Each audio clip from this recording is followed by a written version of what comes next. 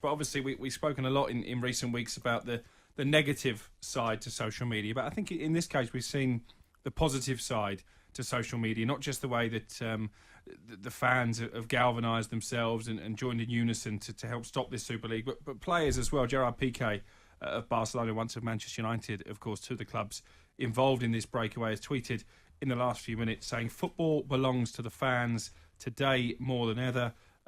Similar from Carl Walker, he's put a picture of himself, both thumbs up. Football is for the fans. Of course, Marcus Rashford tweeted earlier that banner Very at powerful. Old Trafford. Sir Matt Busby saying football is nothing without fans. I think Bruno Fernandes was the first big name player, really. Do you know what's incredible, Alex? Is all these clubs did this without the knowledge of the manager and all the players. That is ludicrous, isn't it? Are you saying without talking to football people? I know. Is that what you're trying to say? But that's even more crazy that they've done this behind the backs of the manager and the players, isn't it? Well, because someone would have said, I'm not being funny, chaps, it's not a good idea. Well, just have you spoken to your manager? Imagine Jurgen Klopp at Liverpool, right? How much he's worth to them. He's worth, his weight in gold and then some. Imagine him waking up in the morning. And as always said, it's about the fans, it's about the cop, and then we have to get the club together because we ain't going to win anything without our fans behind us. I find it mad that they would do that behind the most important people at the club, the manager and the players. I think he felt really frustrated, probably in the end, why he lost it a little bit with Gary Neville in his second interview, because he was as frustrated as everybody else. But when you're an employer, when you're a manager of a football club who are trying to break away, that there is only so far you can go. And I think he went just about far enough. But also, do you know as well, I think maybe a bit of embarrassment because people would automatically think you'd have known. As you said there, manager. But they clearly didn't. They didn't, no. But you would think at first, people going, Pep Guardiola must have known what was going on. Or Klopp must have known what was going on. I don't think they did. And they didn't, genuinely. that's the point. But then their relationship with the owner, that's going to be damaged, trust. isn't it? Yeah.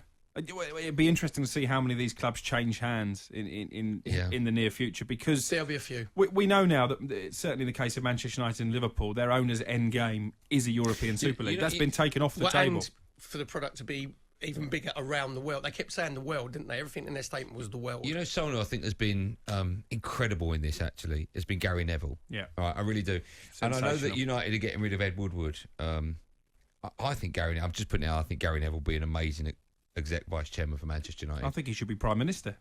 Yeah, mate, I just think he would be. Calm down, chaps. Right, it was good tweets and all that sort of stuff. But when he said, fine them, ban them, points, he said, calm down. I think he'd be fantastic in a big role like that for Manchester. So you United. think that Manchester United, with the opinions that Gary Neville has and the rabble-rouser that he is, and he doesn't conform to the business module of what they wanted to do, it'd be too much. Well, he doesn't agree with their business module, but he certainly has his own ideas for one, and I would know that as someone that's a die-hard Manchester United fan, that someone that's a legend at the club that played God knows how many appearances, but hundreds and hundreds in one of the greatest, if not the greatest United side of all time, I know he would only have the best interest of the club. The club, but I'm saying, but not for the owners. That's the point. They ain't going to have... No, but that's why he should go. Yeah. That's why they should appoint someone like that. But they want a yes man, don't they? Well, it'd be interesting to see how brave they are with this appointment. What about a trio? What about Gary Neville, Roy Keane and Eric Cantona? That'd be some boardroom, wouldn't it? Oh, my God. You fancy that? That would be box office. Don't get me excited.